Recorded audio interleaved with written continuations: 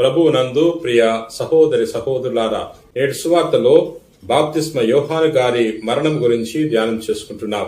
ఈయన గొప్ప ప్రవక్తలందరికంటే గొప్పవాడు. లోకరక్షకుని యొక్క మార్గమును సిద్ధం చేయటానికి ముందుగా పంపబడినవాడు. తాను హృదయ పరివర్తన గురించి బోధించాడు. యోర్దాను నదిలో ప్రజలకు బాప్తిస్మిచ్చాడు.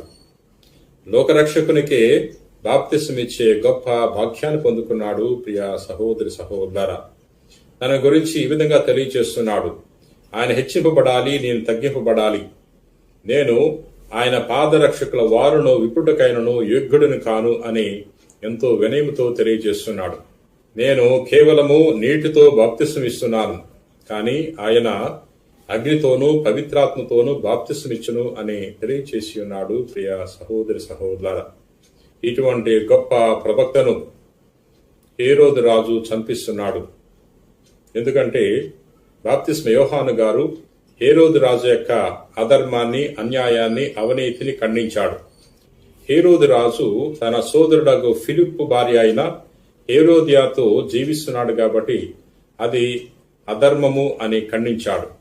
అందుకని పగ పెంచుకుని బాప్తిస్మ యోహాను గారిని చంపించాలని నిర్ణయించుకున్నాడు. ప్రియ సహోదరి సహోదరులారా, హేరోదు రాజు పుట్టినరోజు సందర్భముగా అతిథులందరి సమక్షములో హేరోదియా కుమార్తె నాట్యం చేస్తుంది.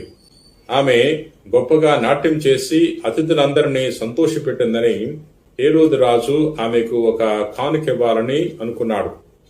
అందుకనే ఆమెకు తెలియజేస్తున్నాడు, నీవు ఎంతో గొప్పగా నాట్యం చేసి సంతోషపెట్టావు, కాబట్టి నువ్వు ఏం కోరుకున్నా అది నీకు ఇస్తాను అని తెలియజేస్తున్నాడు. ఆ బాలిక తన తల్లి ప్రోత్సాహంతో బాప్తిస్మ యోహాను గారి తలను కోరుకున్నది. ప్రియ సహోదరి సహోదరులారా, ఈ విధముగా హేరోదు గొప్ప ప్రవక్తను చంపించి వేస్తున్నాడు. బాప్తిస్మ యోహాను గారి యొక్క గొప్పతనం గురించి హేరోదుకు తెలిసిన తాను ప్రవక్తను చంపించి వేస్తున్నాడు. ప్రియ సహోదరి సహోదరులారా, ఈ విధంగా హేరోదు పాపం కట్టుకుంటున్నాడు. దేవుని యొక్క ఆగ్రహానికి గురవుతున్నాడు. బాప్తిస్మ యోహాను ఎవరికీ భయపడలేదు, ప్రజలకు భయపడలేదు, అధికారులకు భయపడలేదు, హేరోదు రాజుకు కూడా భయపడలేదు. సమాజంలో జరిగిన అన్యాయాన్ని, అధర్మాన్ని, అవినీతిని ఖండించాడు. తాను దేవునికి మాత్రమే భయపడ్డాడు. దేవుని యొక్క చిత్తాన్ని నెరవేర్చటమే తన ధ్యేయంగా పెట్టుకున్నాడు. ప్రియ సహోదరి సహోదరులారా, ఈ భూలోకంలో జీవించే మనము కూడా దేవునికి మాత్రమే భయపడాలి.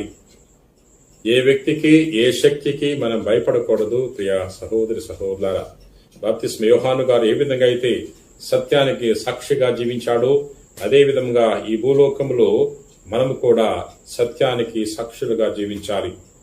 సత్యానికి సాక్షులుగా జీవించే క్రమంలో మనకు ఎన్నో ఇబ్బందులు వస్తుంటాయి. ఎంతో మంది మనం వ్యతిరేకిస్తూ ఉంటారు, మనలను అంతమొందించాలని ప్రయత్నం చేస్తూ ఉంటారు. అయినా మనము దేవుని మెప్పించటానికే ఈ భూలోకములో జీవించాలి. ప్రియ సహోదరి సహోదరులారా, ప్రార్థన చేసుకుందాం. ప్రేమ కలిగిన ప్రభువా, దయగలిగిన సర్వేశ్వర ప్రభువా, ఈ రోజున ఈ వాక్యం ద్వారా మాతో మాట్లాడినందుకు వేలాది వందనాలు. ప్రభువా, బాప్తిస్మ యోహాను గారు సత్యానికి సాక్షిగా జీవించి ఉన్నాడు. ఈ లోకంలో ఉన్న అన్యాయాన్ని, అధర్మాన్ని, అవినీతిని ఖండించి ఉన్నాడు. ప్రజలకు భయపడలేదు, దేవునికి మాత్రమే భయపడ్డాడు. మేము కూడా ఈ లోకంలో ఏ వ్యక్తికి, ఏ శక్తికి భయపడకుండా దేవుని యెడల భయభక్తులు కలిగి జీవించే వాక్యాన్ని దయచేయమని ప్రార్థన చేయుచున్నాం. ప్రభు, ఈ రోజున ఎవరెవరైతే ఈ వాక్యాన్ని ఆలకించి ప్రార్థన చేయుచున్నారో అటువంటి వారందరినీ కూడా దీవించమని మా నాథుడైన క్రీస్తు ద్వారా మనవి చేయుచున్నాం తండ్రి. ఆమేన్.